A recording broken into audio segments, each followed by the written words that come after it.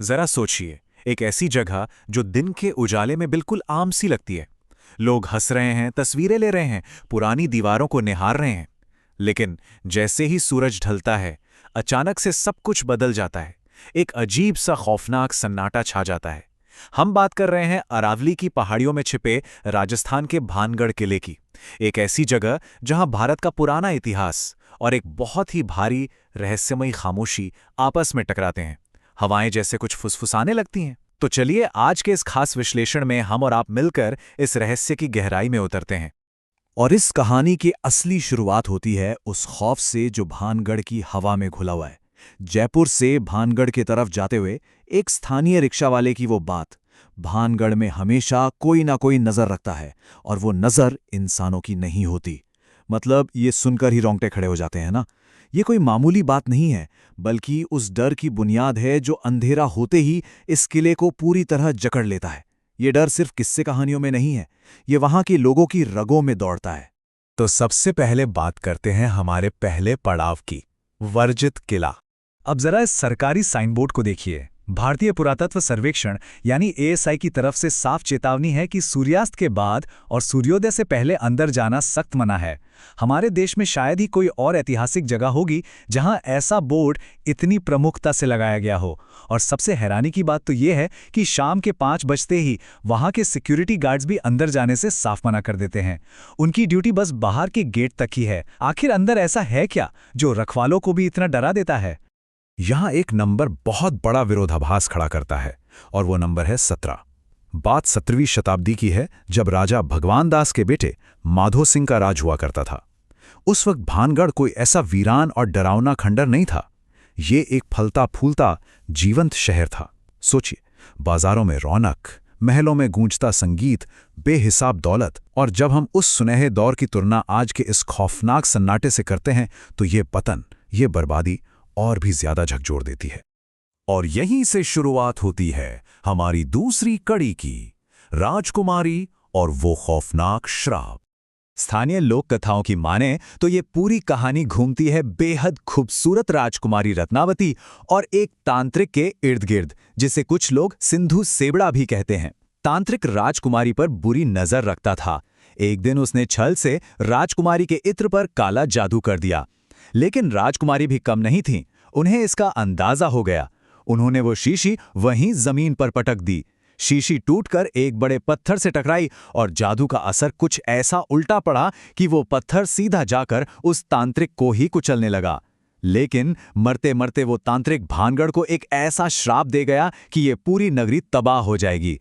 और लोग कहते हैं उसी श्राप ने भानगढ़ को आज ये खंडर बना दिया है। और दिलचस्प बात यह है कि वो श्राप आज भी लोगों के जहन में जिंदा है। वहां जाने वाले कई लोग और आसपास के गांव वाले ऐसे ऐसे दावों की बात करते हैं जो सच में डरा देते हैं। जैसे बिल्कुल खाली कमरों में से अचानक इत्र की तेज महक आना, या फिर पुराने नाच घर के पास से घुंघरुओं की छमछम सुनाई देना। अच्छा, एक और बड़ा अजीब सा अंधविश्वास है। वहां की महिलाओं को मंगलवार और शनिवार के दिन बाल खुले रखने से साफ मना किया जाता है। माना जाता है कि चुड़ैलें खुले बालों के रास्ते ही शरीर में घुसती हैं। लेकिन रुकिए, कहानी में एक और ट्विस्ट है। भानगढ़ की बर्बादी के पीछे सिर्फ तांत्रिक का श्राप ही इकलौती कहानी नहीं है। एक दूसरी मान्यता भी है, साधु बाबा की परछाई वाली कहानी। कहते हैं कि वहां एक साधु तपस्या करते थे और उनकी शर्त थी कि किले की कोई भी इमारत इतनी ऊंची नहीं बननी चाहिए कि उसकी परछाई उनकी कुटिया पर पड़े। खैर, वो वादा टूट गया और साधु के गुस्से ने शहर को राख कर दिया। तो ये साफ दिखाता है कि कैसे लोक कथाएं एक ही घटना को समझाने के लिए अलग अलग जादुई कहानियां गढ़ लेती हैं। खैर, अब इन किस्से कहानियों से थोड़ा बाहर निकलते हैं और बात करते हैं विज्ञान की।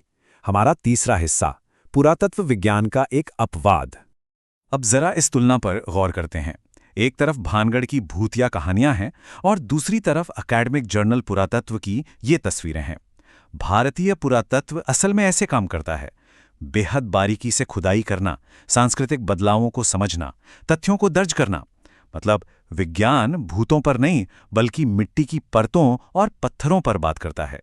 जैसे कि तारापुर गढ़ के इस लौह युग के किले का अध्ययन हुआ, बिल्कुल ठोस तथ्यों के आधार पर। और यही चीज हमें ये सोचने पर मजबूर करती है कि भानगढ़ भारतीय इतिहास के शोध में कितना बड़ा अपवाद है। मतलब जहां विज्ञान और तथ्यों की बात होनी चाहिए, वहां चर्चा सिर्फ एक तांत्रिक के श्राप की होती है। तो क्या एएसआई का विभाग सच में भूतों से डरता है? बिल्कुल नहीं। उनका आधिकारिक रुख एकदम साफ और वैज्ञानिक है। दरअसल सूर्यास्त के बाद जंगलों के बीच बने इस किले में जंगली जानवरों का खतरा बहुत बढ़ जाता है।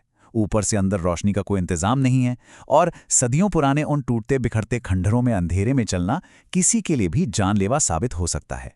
तो ये जो पाबंदी है ना, ये पूरी तरह से पर्यटकों की सुरक्षा के लिए है, ना कि किसी भूत प्रेत से बचाने के लिए। चलिए अब आगे बढ़ते हैं अपने चौथे हिस्से की तरफ, जो है घोस्ट टूरिज्म, यानी भूतिया पर्यटन का उछाल। भानगढ़ के दिन और रात में जमीन आसमान का फर्क है। दिन में तो ये जगह पर्यटकों से भरी रहती है। आपको 1995 की बॉलीवुड ब्लॉकबस्टर करण अर्जुन तो याद होगी, उसकी शूटिंग भी यहीं हुई थी। हालांकि स्थानीय लोगों में ये अफवाह भी उड़ी कि शूटिंग के दौरान एक सीन में जब बाल खोलकर डांस किया गया तो कुछ अजीब घटनाएं हुई। खैर, दिन का वो चहल पहल वाला बॉलीवुड सेट रात होते ही एक ऐसे भयानक सन्नाटे में बदल जाता है जहां लोग अंदर से चीखें सुनाई देने का दावा करते हैं। और पता है, ये जो खौफ है ना, ये अब एक बहुत बड़ा बाजार बन चुका है। भानगढ़ कोई इकलौती जगह नहीं है। मुंबई के ग्रिजली गिरगांव टूर्स हों या कलकत्ता वॉक्स, यहाँ तक कि पुणे और दिल्ली में भी पैरानॉर्मल टूर्स की मांग बहुत तेजी से बढ़ रही है। आजकल की पॉप कल्चर से प्रभावित होकर लोग अपनी बोरिंग लाइफ से ब्रेक लेने के लिए इस अनजान रोमांच की तरफ भाग रहे हैं। मतलब सच में लोग डरने के लिए पैसे खर्च कर रहे हैं। लेकिन ये घोस्ट हंटिंग कोई बच्चों का खेल नहीं है। पैरानॉर्मल इन्वेस्टिगेशन रिसर्च सोसाइटी जैसे जो प्रोफेशनल ग्रुप्स हैं, उन्होंने सख्त नियम बनाए हैं। जैसे कि ऐसी जगहों पर शराब पीकर जाना सख्त मना है, क्योंकि आपका पूरी तरह से होश में रहना बहुत जरूरी है। ऐतिहासिक जगह की गरिमा बनाए रखने के लिए प्री वेडिंग शूट्स जैसी चीजों पर भी रोक है।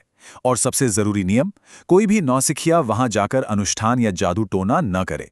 ये सब नियम इसलिए हैं ताकि कोई भी इंसान वहां जाकर बेवजह घबराहट या पैनिक का शिकार न हो जाए। और अब हम आते हैं इस चर्चा के आखिरी और शायद सबसे दिलचस्प हिस्से पर, अनसुलझे रहस्य की तलाश। जिन पर्यटकों ने शाम ढलने के बाद भानगढ़ की सीमाओं के आसपास वक्त बिताया है, उनके अनुभव सच में हिला देने वाले हैं। किसी ने बताया कि उनकी बिल्कुल नई और सही गाड़ी अचानक बंद हो गई और लाख कोशिशों के बाद भी स्टार्ट नहीं हुई। किसी को ऐसा लगा जैसे वो किसी भूल भुलैया में फंस गए हैं और बस गोल गोल घूम रहे हैं। एक ग्रुप ने तो यहां तक दावा किया कि बाहर निकलने के बाद उन्हें आसमान दो हिस्सों में बटा हुआ दिखा, एक तरफ घुप अंधेरा और दूसरी तरफ दिन का उजाला।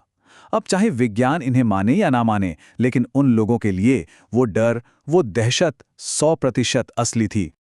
और वो स्कूटर वाली घटना तो और भी अजीब है। एक पर्यटक का स्कूटर जब अचानक खराब हो गया तो सड़क किनारे खड़े एक लोकल आदमी ने बिना कुछ छुए बस एक झटके में उसे स्टार्ट कर दिया।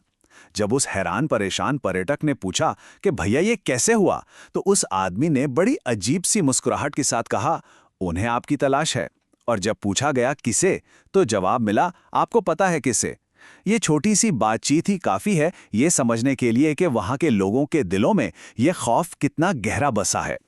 तो इस पूरी चर्चा के बाद हम एक बहुत ही गहरे सवाल पर आकर खड़े हो जाते हैं। क्या भानगढ़ की इन सदियों पुरानी दीवारों में आज भी कोई श्राप कैद है, या फिर ये हमारे अपने दिमाग का खेल है, उस अज्ञात, उस अनजान चीज की तरफ खिंचने की हमारी अपनी फितरत, जो हमें डराती भी है और रोमांचित भी करती है। विज्ञान अपने ठोस तर्क देता है और लोक कथाएं अपनी डरावनी चीखें सुनाती हैं। सच क्या है, ये फैसला हम आप पर छोड़ते हैं। आज के इस विश्लेषण में हमारे साथ जुड़ने के लिए बहुत बहुत शुक्रिया। सुरक्षित रहें और अपनी इस उत्सुकता को हमेशा जिंदा रखें।